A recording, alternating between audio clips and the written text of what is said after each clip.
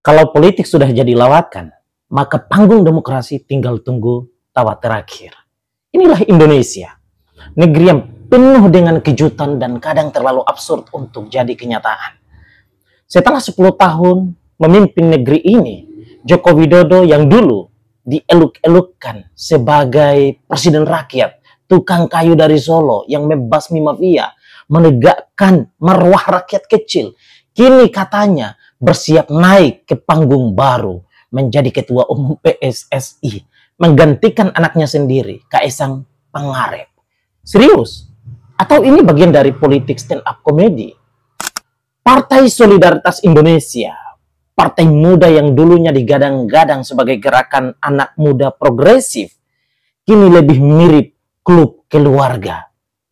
Kaisang ditunjuk jadi ketua umum dalam tempo sesingkat-singkatnya tanpa pengalaman politik, tapi dengan modal nama belakang. Dan ketika publik belum selesai tertawa atau menangis, muncullah wacana sang ayah Jokowi akan siap menggantikannya. PSI berubah nama jadi singkatan baru, Partai Silsilah Indonesia. Apa ini strategi politik ataukah justru sinetron keluarga?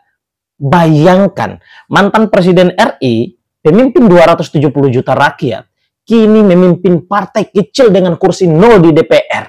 Tapi tentu, ini bukan soal jumlah kursi. Ini soal pengaruh. Jokowi bukan lagi presiden, tapi bukan juga warga biasa.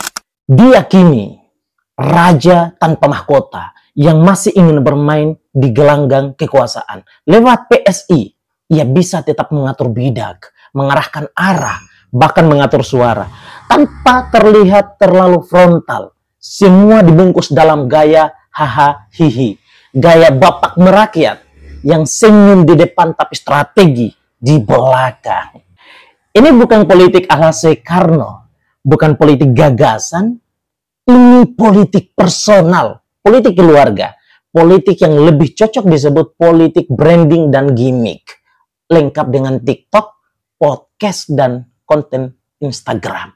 Sementara rakyat masih bergulat dengan harga beras, lapangan kerja, dan korupsi, elit kita sibuk mengatur panggung agar panggung tetap penuh, tepuk tangan tetap ramai, dan kritik tetap dibungkam dengan lelucon receh. Maka pertanyaannya, apakah Jokowi benar-benar ingin memimpin PSI demi idealisme kah?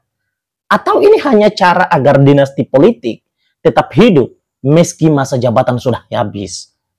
Apakah ini strategis untuk 2029 atau ini sekadar politik pelarian dari sunyinya pensiun? Satu hal yang pasti, di republik ini, politik seringkali tak perlu alasan logis. Yang penting viral, lucu, dan bisa masuk FYP.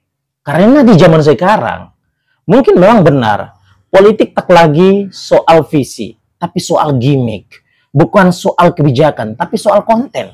Bukan soal rakyat, tapi soal relevansi.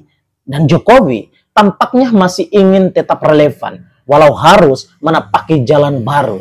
Dari presiden, turun pangkat jadi ketua partai, asal tetap pegang remote. Selamat datang di era politik hahaha, di mana rakyat menonton, elit tertawa, dan demokrasi pelan-pelan kehilangan maknanya.